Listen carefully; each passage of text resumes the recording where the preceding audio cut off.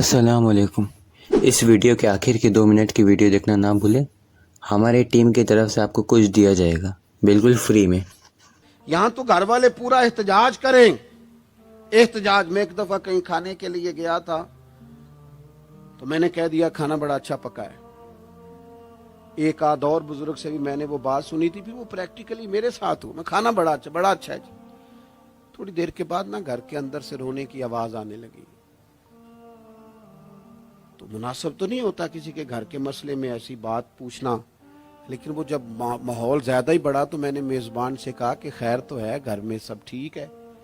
تو کہنے لگے آپ کی وجہ سے رو رہے ہیں۔ میں نے کہا کہنے لگے آپ نے بڑی تعریف کی ہے نا، کھانا بڑا اچھا پکا ہے۔ تو میری بیوی ہے تو عزیزوں میں سے، پر وہ گھر غریب ہے۔ اس نے کہا 14-15 سال ہو گئے اس گھر میں کھانا پکاتے، آج تک نہیں کسی نے کہا اچھا پکا ہے۔ میں غریب کی بیٹی ہوں، آج وہ تعریف سنی ہے تو دل کسی اور طرف ہی چلا گیا ہے۔ اتنا بھی احساس نہیں جو صبح سے گرمی میں کھڑے۔ آپ کو پتہ ہے نبی پاک نے کبھی کھانے میں نقص نہیں نکالا تھا۔ سید عائشہ کہتی ہیں پسند ہوتا تو کھا لیتے ورنہ چھوڑ دیتے، کبھی عیب تو ہنڈیا پھینک دیتا۔ آنا گرمی میں تو بھی کھڑا ہونا، جہاں اماں کھڑی ہے، بیوی کھڑی ہے، بہنیں کھڑی ہیں، کھڑا ہونا 10 منٹ تو بھی۔ احساس ہی نہیں، صرف اپنا ہی پتہ ہے۔ سید عائشہ صدیق، یہ حضور کا اسوہ حسنہ ہے۔ یہ طریقے اپناؤ زندگی میں، 4 5 8 چیزوں کو فقط سنت نہ سمجھو، یہ وسعت ہے حضور کے اسوہ نور میں۔ سید عائشہ کہنے لگی، کریم فرمانے لگے تم قسم اٹھاتے حضرت ابراہیم کا نام لیتی ہو تو میں سمجھ جاتا ہوں۔ جناب عائشہ کہتی ہیں بس دل مچل گیا، کیفیت اور کی اور ہو گئی۔ میں نے کہا حضور پھر مجھے قسم ہو محمد عربی کے رب کی، میرے لبوں سے آپ کا نام ہی جاتا ہے، میرے دل میں آپ ہر وقت موجود رہتے ہیں۔ میرے عزیز کچھ باتیں آپ سے میں نے عرض کی، میں اپنی گفتگو کو بھی دیکھتا ہے جو بڑے مالدار ہوتے ہیں، اور ایسے لوگوں کو بھی دیکھتا ہے جو بیچارے ایک وقت کھاتے ہیں اور دوسرے وقت کے لیے پریشان رہتے ہیں۔ اپنی زندگی میں وہ صحت مند، توانا، خوبرو لوگوں کو بھی دیکھتا ہے، اور بیمار اور کمزور، ضعیف اور ناتواں لوگوں کو بھی دیکھتا ہے۔ اس کے ارد گرد ایسے لوگ بھی ہوتے ہیں جو بڑی خوش و خرم زندگی گزار رہے ہوتے ہیں، اور ایسے لوگ بھی ہوتے ہیں جو کسی وجہ سے پریشان، تکلیف میں، گھٹے گھٹے سے ہوتے ہیں۔ انسان اپنے ماحول سے بھی سیکھتا ہے، معاشرے سے بھی سیکھتا ہے، اور پھر جب وہ لوگوں کے قریب جاتا ہے اور اپنے گھر سے اٹھ کر وہ لوگوں سے ملاقات کرتا ہے تو مختلف قسم کے مشورے، مختلف قسم کی آراء اور مختلف قسم کے مشیر اسے ملنا شروع ہو جاتے ہیں۔ ان ساری چیزوں کے ماحول میں انسان کی سوچیں پنپتی ہیں اور اسے بالیدگی کا موقع ملتا ہے، وہ باشعور ہونے لگتا ہے۔ پھر وہ کسی ایک جگہ ٹھہر جاتا ہے، بعض اوقات کسی مالدار کی طرف دیکھ کر پوری طرح رک جاتا ہے اور سوچتا ہے کہ نہیں میں پیسہ ہی کماؤں گا تو پھر ہی ٹھیک ہے۔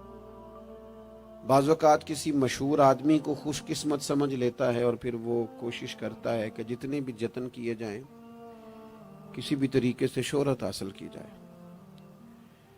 وہ اس طرح کر کے ہماری ملت کے جوان بھی، ہمارے لوگ بھی، پھر میں نے ایسے لوگوں کو بھی دیکھا ہے جو اگرچہ بہت بڑے کسی ادارے سے پڑھے ہوئے تھے اور مالدار تھے اور وزادار تھے، اور انہوں نے یہ دیکھا کہ پاکستان میں آ کر یہاں پہنچ کر مجھے خدمت کا کام کرنا چاہیے، آئے اچھی نیتوں کے ساتھ آئے ہوں گے، کوئی ان کے پیچھے نیک مقاصد ہی ہوں گے، لیکن جب انہوں نے پاکستانی سیاست کا ماحول دیکھا نا تو پھر نہ ڈگریاں نہ تعلیم کچھ بھی نہیں، وہ جس طرح کا ماحول تھا اسی طرح کے بن گئے، روایتی ہو گئے۔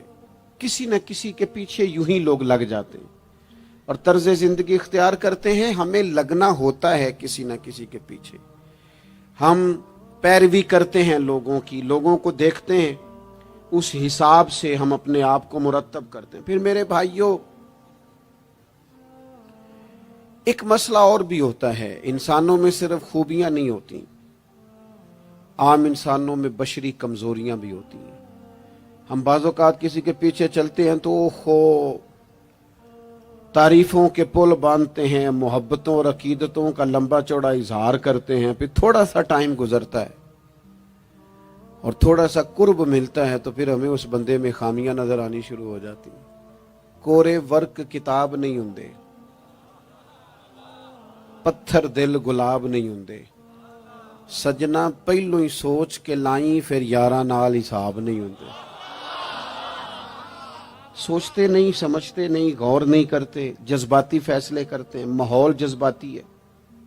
या आप देखें ना, मैं किसी जगह पे पहुंचता हूं तो रुकना, बैठना, चलना फिरना दोस्त मुश्किल कर देते हैं। 1 मिनट के लिए कहीं कैमरा बंद नहीं होता।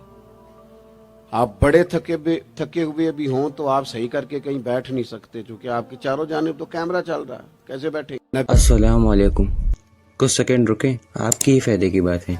आपको पैसे की प्रॉब्लम होती है, कम की नहीं लेट की। जी हाँ, मैं भी मिडिल क्लास फैमिली से हूँ, मुझे भी सेम प्रॉब्लम होती थी।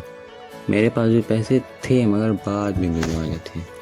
ऐसे में मेरे साथ होता था कि पहले जो चीज़ मैं लेने की सोचता था या तो वो ख़त्म हो जाता था या फिर डिस्काउंट ऑफर चला जाता था, जिसकी वजह से मैं वो चीज़ नहीं ले पाता था। चलो ये तो एक बार एडजस्ट कर लेता था, मगर बिल पेमेंट बहुत प्रॉब्लम होती थी, चाहे वो बिजली की बिल हो या फिर स्कूल की फ़ीस। मेरी ये सारी प्रॉब्लम सॉल्व हुई सिर्फ एक चीज़ से, वो है क्रेडिट कार्ड। मैं नहीं चाहता कि आपको भी सेम ऐसी परेशानी हो, इसीलिए YRA की जानिब से आपको मिलेगा क्रेडिट कार्ड, वो भी 0% ब्याज वाला। प्राइस है सिर्फ 3000। रुको, मगर YRA की जानिब से आपको मिलेगा बिल्कुल फ्री में। इतना ही नहीं, लाइफ टाइम फ्री रहेगा, कोई चार्जेस नहीं, कुछ नहीं।